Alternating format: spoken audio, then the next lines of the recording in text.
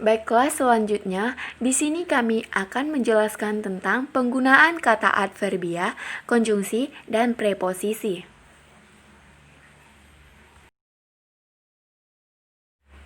Yang pertama, penggunaan kata adverbia. Adverbia adalah kata yang menjelaskan verba, adjektiva, atau adverbia lain. Dalam tataran klausa, adverbia mewatasi atau menjelaskan fungsi-fungsi sintaksis.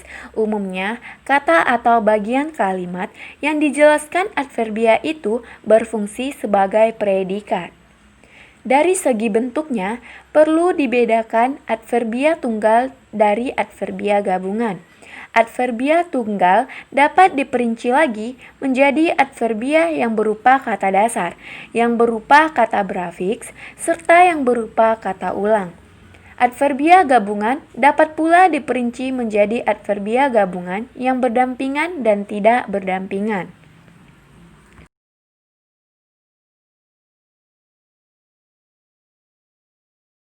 Nah, ini adalah salah satu contoh dari penggunaan kata adverbia. Bisa kita lihat contoh yang pertama yaitu dia baru membeli mobil baru.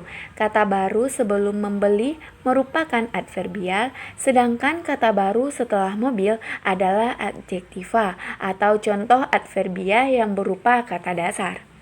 Kemudian contoh yang kedua yaitu sebaiknya kita segera membayarkan pajak itu, atau contoh adverbia yang berupa kata berafik.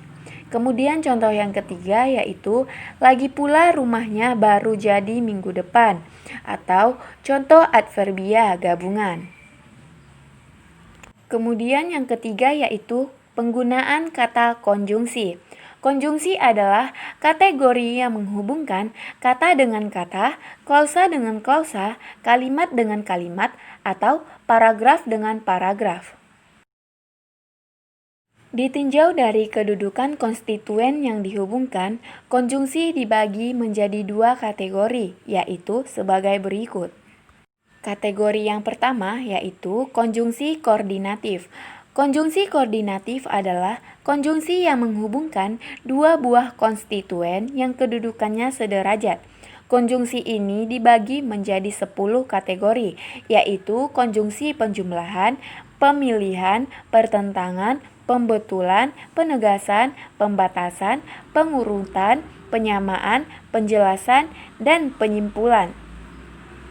Kemudian kategori yang kedua, konjungsi subordinatif, adalah konjungsi yang menghubungkan dua buah konstituen yang kedudukannya tidak sederajat. Konjungsi ini dibagi menjadi 7 kategori, yaitu konjungsi penyebaban, persyaratan, tujuan, penyungguhan, kesewaktuan, pengakibatan, dan konjungsi perbandingan.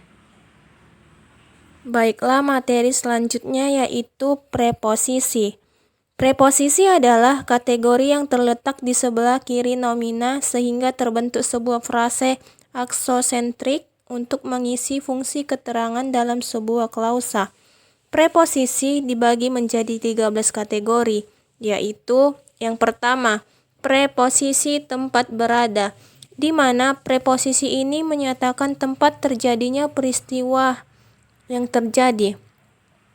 Yang termasuk preposisi ini adalah pada kata di, pada, dalam, dan antara. Contohnya, ibunya menjadi guru pada sebuah SD terkemuka di Semarang. Yang kedua yaitu preposisi tempat asal. Preposisi ini menyatakan tempat berasalnya nomina yang diikuti. Yang termasuk preposisi ini yaitu kata dari. Contohnya, buku itu diambilnya dari laci. Yang ketiga, preposisi tempat tujuan, di mana preposisi ini menyatakan tempat yang dituju dari perbuatan yang dilakukan. Yang termasuk preposisi ini yaitu kata ke dan kepada. Contohnya, kami melompat ke tengah panggung. Yang keempat ialah preposisi asal bahan, di mana preposisi ini menyatakan asal bahan pembuat sesuatu. Yang termasuk preposisi ini yaitu kata dari. Contohnya, Kue ini terbuat dari gula dan terigu. Yang kelima yaitu preposisi asal waktu, di mana preposisi ini menyatakan waktu mulai suatu kejadian. Yang termasuk preposisi ini yaitu kata dari dan sejak. Contohnya, sejak kemarin saya belum makan. Yang keenam yaitu preposisi waktu tertentu, di mana preposisi ini menyatakan awal dan akhir dari suatu kejadian. Yang termasuk dari kategori preposisi ini yaitu kata dari dan sejak yang diikuti preposisi sampai. Contohnya, mereka pergi dari pagi sampai sore.